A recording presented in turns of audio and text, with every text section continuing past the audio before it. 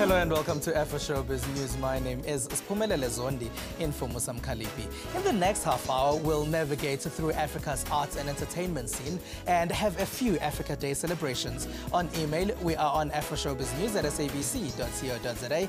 It's Afroshowbiz News on Twitter. Here's what's coming up. KwaMashu celebrates Africa Month with fun-filled cultural events.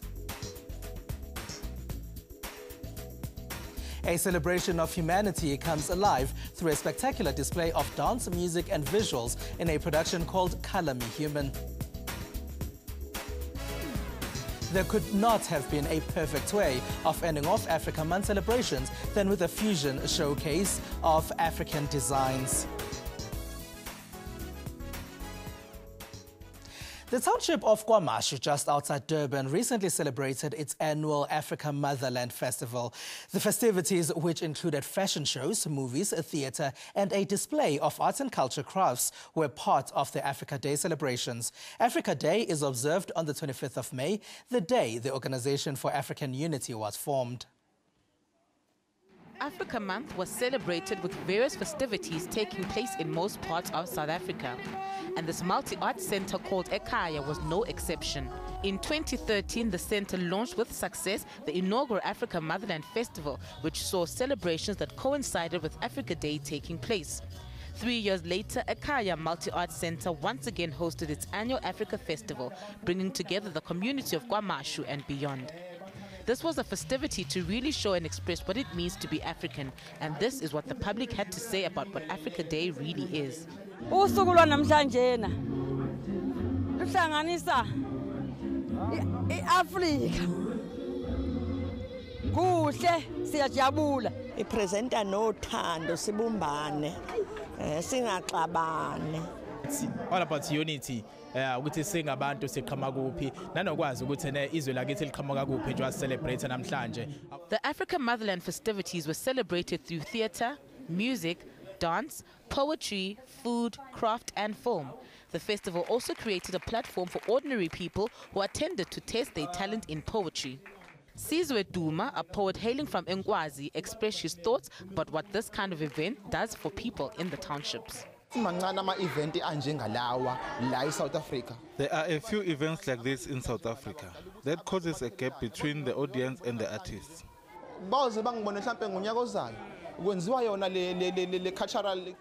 We should do African things the African way. They should not be influenced by the Western culture. South Africa has a vibrant theatrical scene, offering everything from indigenous drama, music, dance, cabaret and satire. The festival held a theatre production called Sponono. The production followed the story of a 35-year-old woman who is on a quest to find love, but has however not been fortunate enough to get that eternal love. The play features duo Samkele Mkhize and Wiseman Mncube, who both hail from KwaMashu. The pair have been members of the Ekaya Arts Center and have previously done productions for the center. They spoke about what such festivals mean to local communities.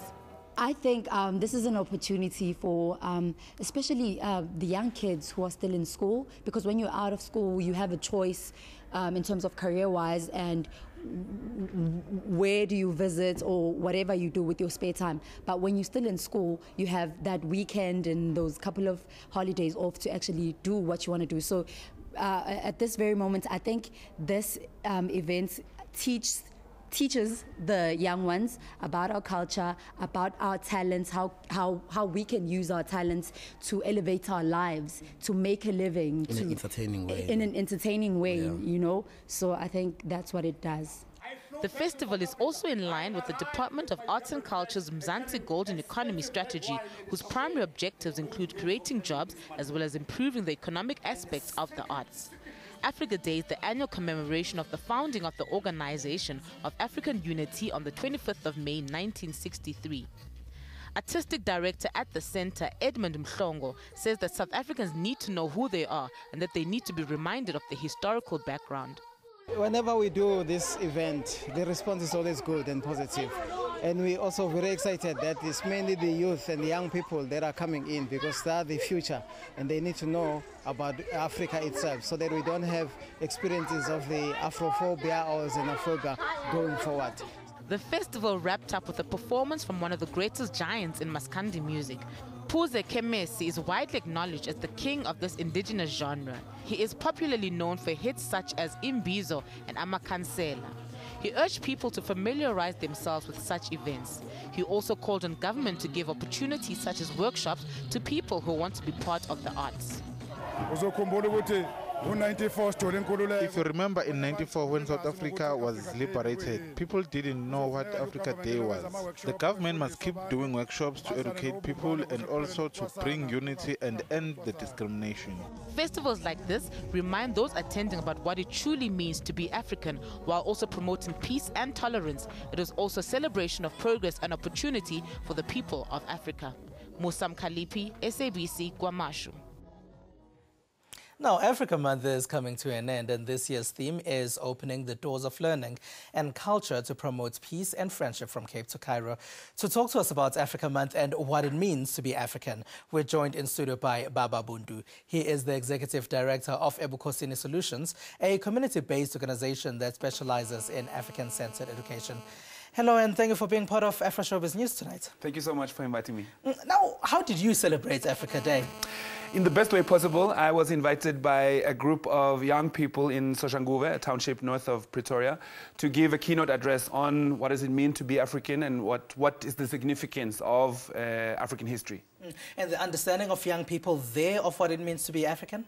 Well, I think it's a mix. Some people have access to material and have read, some people don't. And I think this also indicates a flaw in our educational system, that you don't really get substantial information about African history in the school books that we have currently.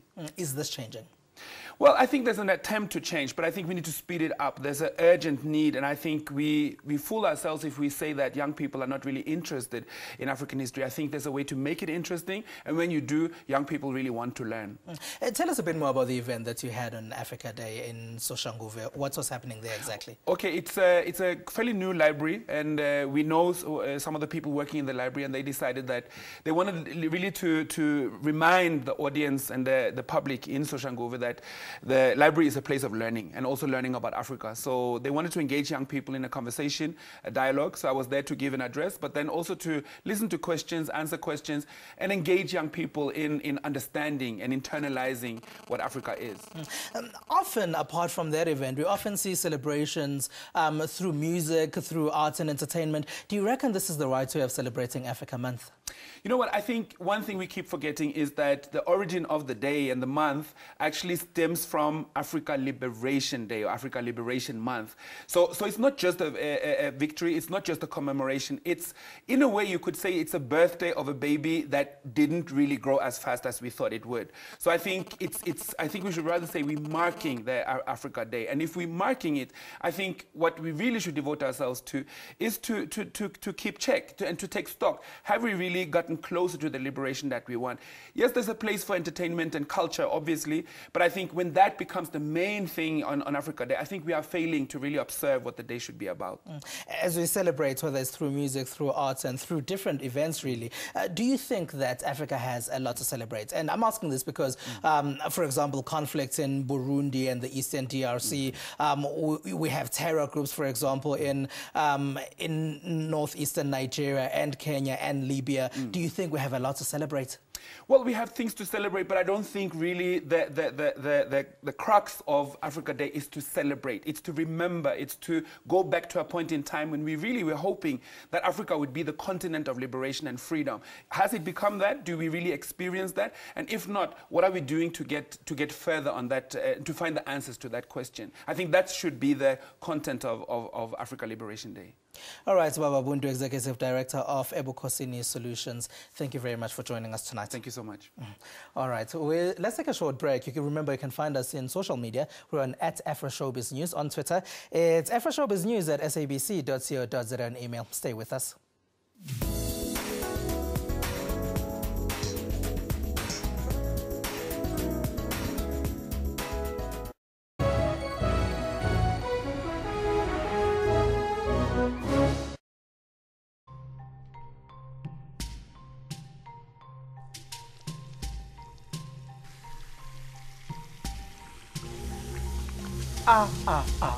he didn't wash his hands.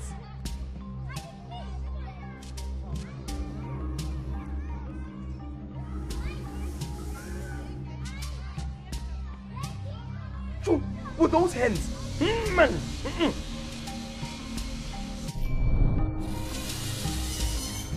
Then he is polluting the environment. Some people just don't understand. Sanitation is about hygiene, health, and a clean environment. Sanitation. It's not all about flushing. This message is brought to you by the Department of Water and Sanitation. SABC News seeks to be the biggest, the most extensive and diverse news organization on the continent. Our mission is to provide accurate and credible news and current affairs programming throughout the day. We are committed to covering every part of the continent. We reflect the world to Africa and Africa to the world. SABC News, Africa's news leader. Now available throughout the continent.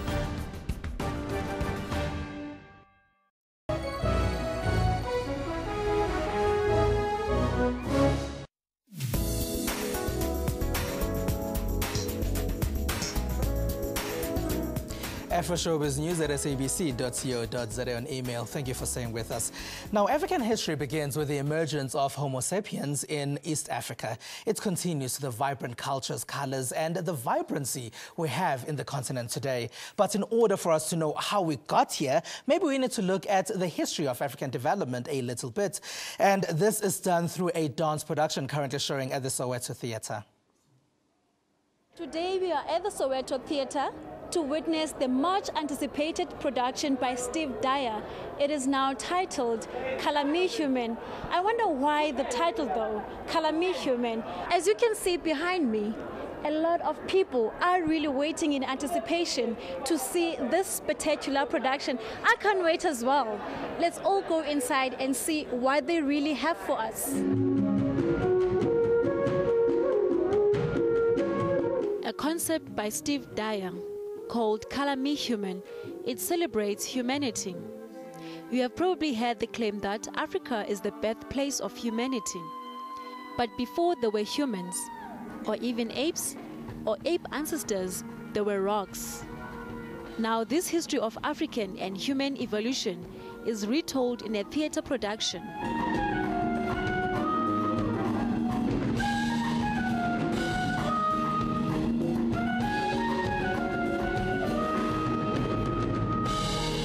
This dance production is told through movement, music, dance, and visuals. Calamy Human is a story about our universal journey as human beings. Because I think in the world there's so many divisions between people, but at the source of things we are all human and we are all one human race. So many people color themselves and divide each other. So Calamy Human shows that we are all one, and that's the reason for the name. From the way the earth was formed, afterwards humans were born with varying perceptions of creation. As we can see from this remarkable production, the first known hominids involved in Africa. The hominids had adopted a bipedal movement, freed their hands, and became humans.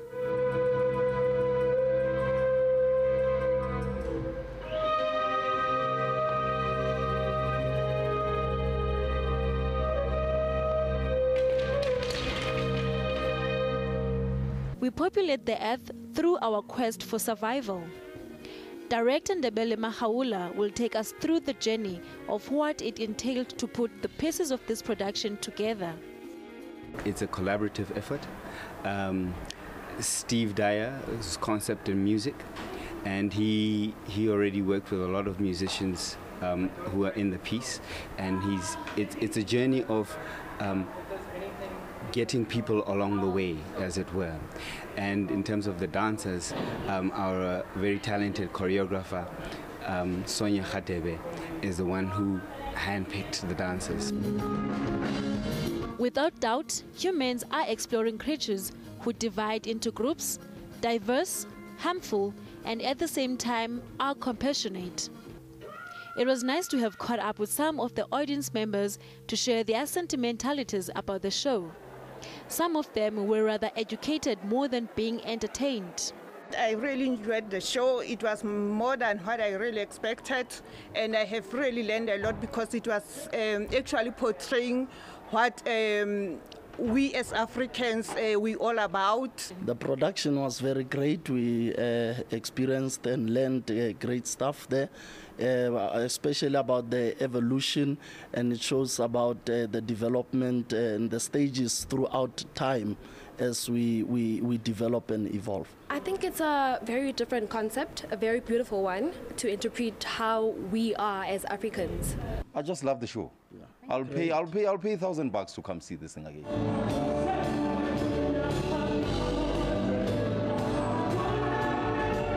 This inspiring production will draw the curtains tonight at the Soweto Theatre.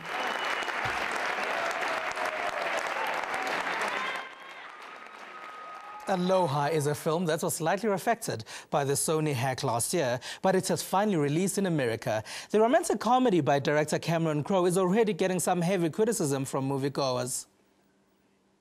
Said a lot, actually. What did he say? Check out my manliness, dude. I've been working out, and I'm a little too handsome to ever see you as a threat, Brian. Good evening. Starring Bradley Cooper, Emma Stone, and Rachel McAdams, among other actors, the movie Aloha follows a celebrated military contractor played by Bradley Cooper, who returns to Hawaii and one of his greatest career triumphs in the U.S. space program set up there. After arriving, a cloud of failure, Cooper's character reconnects with a lost love in Rachel McAdams and with hard-charging Air Force watchdog captain Ellison, played by Stone. It was really, really special. I mean, I've wanted to work with Cameron for as long as I can remember, so that was kind of a dream come true. And then the cast just kept getting more and more insane in a good way. So all the pieces kind of falling together like that made it really, really wonderful. What is that? I'm tempted to say menehune, like Hawaiian leprechauns. The film has already received some criticism for what activists are calling an appropriation of Hawaiian culture. What's frustrating is that Cameron Crowe, the writer-producer, said that he spent years researching Hawaii and he wanted to tell the people on the mainland about the rich culture of Hawaii. And he wanted to use as many actors as possible. How can you tell that if you barely use anyone who's Asian or Pacific Islander and is not even given a character name? Just my experience of being there and working with Cameron, I think he was very respectful of Hawaiian culture and very really embraced it. You know, we kicked off the film with a traditional Hawaiian blessing that one of the Hawaiian chiefs did and conducted, and you know, we spent a lot of time listening to Hawaiian music and going out and experiencing Hawaiian culture. So yeah, I think that's an unfortunate, probably not fair comment from my point of view, having been there with him. Crowe, whose past work include Jerry Maguire, Almost Famous, and Say Nothing, hopes the audience will give the film a chance. Well, you know, we spent so much time to make the movie with love and the spirit of Hawaii and spending time with like the local culture and bringing them into the movie. There's so many surprises for the people that aren't aware of what the movie really is. I say, whether you see it this weekend or later on TV or something, check it out, because we honor Hawaii in every frame of this movie. The future isn't just something that happens. Aloha hit movie theaters yesterday. With a great sense of humor that'll steamroll you if you're not watching. Find us on social media. We welcome your feedback over there. We're on Afroshowbiz News. Let's take a short break.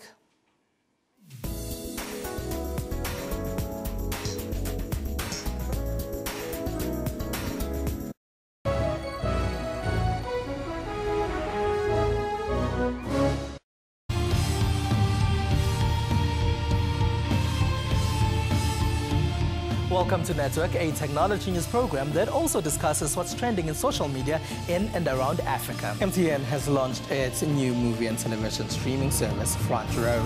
If it's trending, we will find it. That's Network with me, Siphumelele Zondi, every Sunday at 7:30 p.m. only on the SABC News Channel.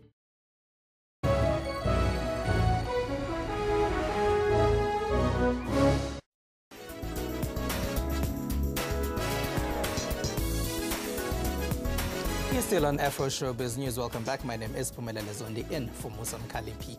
Let's get back to those Africa Month activities. In Johannesburg's Museum of African Design in the Maboning Precinct, the much anticipated We Are Africa fashion extravaganza kicked off in true continental style. Designers showing off their works there are from all over the African continent. Held at the Museum of African Design in the fashion and culturally diverse Maboning area, the fashion extravaganza featured fashion designers from across the continent. In the true African style, the We Are Africa fashion show lived up to the expectations, with the evening celebration style, design, and heritage of the African continent. What we want to be able to do is to raise awareness, first of all, to the diversity that we have in terms of African fashion, and of course lead to more people buying. Once you have awareness, you can actually go and buy, and the more people buy, the more sustainable the industry will be. Garments rooted in African heritage and reimagined in the global context were showcased on a runway worn by models from South Africa, Nigeria, Rwanda, Zimbabwe, Tanzania, and the DRC. To be quite honest, the theme of the event, We Are Africa, resonates with who I am. It resonates with my values, my dreams for Africa, and of course my dreams for the fashion industry in Africa.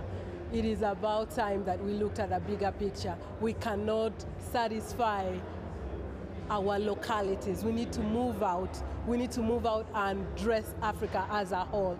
Showcasing designers included Makosa by Laduma Ngokolo from South Africa, Kiko Romeo from Kenya, Santa Anza from Uganda, Sophie Zinga from Senegal, Alfadi from Niger, Tina Lobondi from DRC, Sindizo Kumalo from South Africa, and Taibo Baka from Mozambique.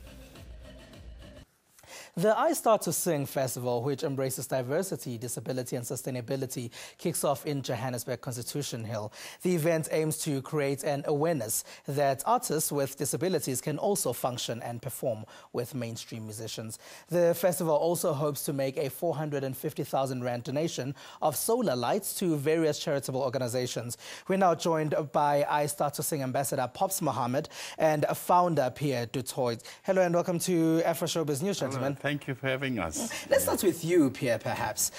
Could you just tell us how the concept came about? Well, it started about 5 years ago when I approached a few artists, including Bra Pops. We wanted to look at how can we create a more sustainable world. And I Start To stands for I, me, the individual, S-T-A-R-T, start, sustainability through art, to. And we want to get people to say, I start to do one thing to create a more sustainable world out there, and we're doing it through art and music specifically. And Pops Mohammed, when you were approached, yes. What made you decide that you wanted to join and be a part of this? In the beginning I couldn't see his picture. I said to him, from what I understand, this is quite big what you're trying to do. It's not going to be a small thing. And trust me, the journey is going to be very long, because I could see the possibility and the potentials in this thing. And that was 5 years ago. So we struggled for 5 years, going through thick and thin, speaking to various organizations and artists who believe, like Bianca Lagrange, Yvonne Chaka Chaka, you know, all those people, the Black Coffees of this world, and everyone who said, go for it. And I thought about it, I said, man, we really need to do this, more especially for the disabled, you know. And we've got the most amazing talent in disabled people. And if we could do something for these people, it means we'll be doing something for the world. I said, Pierre, I'll go for it. I'm inspired, and I'll go on this journey with you. And yeah, we are planning. We planned the festival like a year later after we met. It never happened. There was no way. Yeah. 5 years later, finally, we got to this. It's taken you 5 years. And we have the CD. Yeah. Available. It's also the launch of the CD. Yeah. It's taken you 5 years after you came on board, after you started planning it. Who have you found who's agreed to be a part of it? Well, first of all, we have in Tiki Mazwai, we have Yvonne Chaka Chaka, Shipa Mampuza Hot Sticks, and the list goes on. We've just been speaking to Oskido, Black Coffee, Jonas Gwangwa, Karen Zoid was going to make it, but unfortunately she can't. She's got other commitments. Man, the list goes on. Dudu Majola, Shiraz, Zayn Bika, Zaps. There's over 250 over 250 artists that's I mean, the list goes on, yes. and more artists are joining us as we speak now. Everyone just wants to go to Constitution Hill on Sunday, and it's a family day. People should come with their baskets, you know, bring your blankets, your picnic baskets, bring your children, and just relax, and this is the whole idea. And most of the proceeds will be going to charitable organizations. And of course, there's the competitions. Maybe you'd like to talk about All right, maybe if you can tell us about those competitions, Pierre. And also if you can just tell us how you're managing over 250, or over 200 artists rather, sharing a stage in a day. Yeah, well, I think that's to be decided on Sunday how that's going to happen. But we have a wonderful team of a number of volunteers, of people pulling together. They're all in there with their heart. And I think, yeah, I'm amazed at how the artists actually came together to support this. If people go to our website, which is www.istart2, and it's the number 2.com, we've launched a competition in 7 different art forms, so people can submit a new song or a new poem in 7 sustainability areas, which is water, waste and energy, health and safety, and our vulnerable groups, the people with disabilities, the elderly and indigenous people. And it's a competition. We're going to go around the country. There's going to be 27 concerts to be held. We're going to do auditions. All right. And that's it. Yeah. Pierre, unfortunately, we are running out of time. In fact, we have run out of time. But quickly, those details, where do we go if we want to see the concerts, and what time does it start? You can go to our Facebook site or to our website, istart2.com, or our Facebook site. It's the iStart2 Challenge Facebook site, iStart2 Sing Festival, and you can book your ticket there. And please, get your body there and let's shake it together. Pierre du Toit, founder of iStart2 Sing and ambassador. We just want the people to make a noise about this. It's a fun day. It's going to be really fun, and people are. It's going to be very educational. There's going to be everything. It's going to be academic.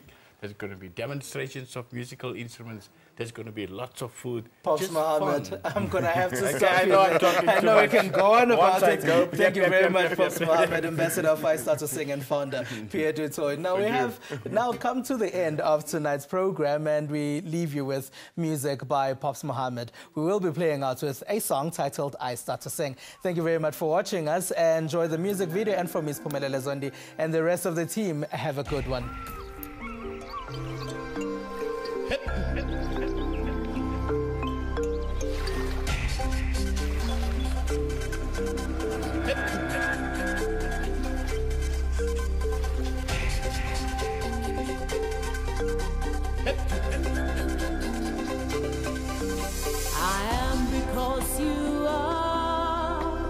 Children of our earth, a planet crying out to those who hear.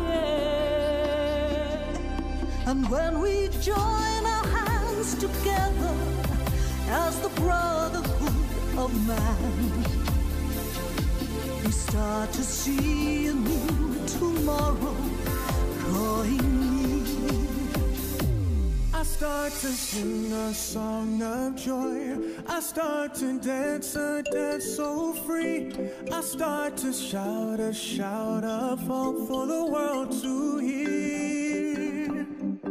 Now let us sing from the mountainside, every voice joining people's pride. For we sing the soul and cry of Africa.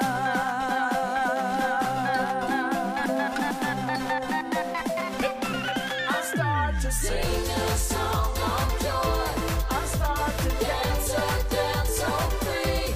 I start to shout a shout of hope for the world to hear. Now let us sing from the mountainside, every voice joining people's pride. Sing the soul and cry of Africa.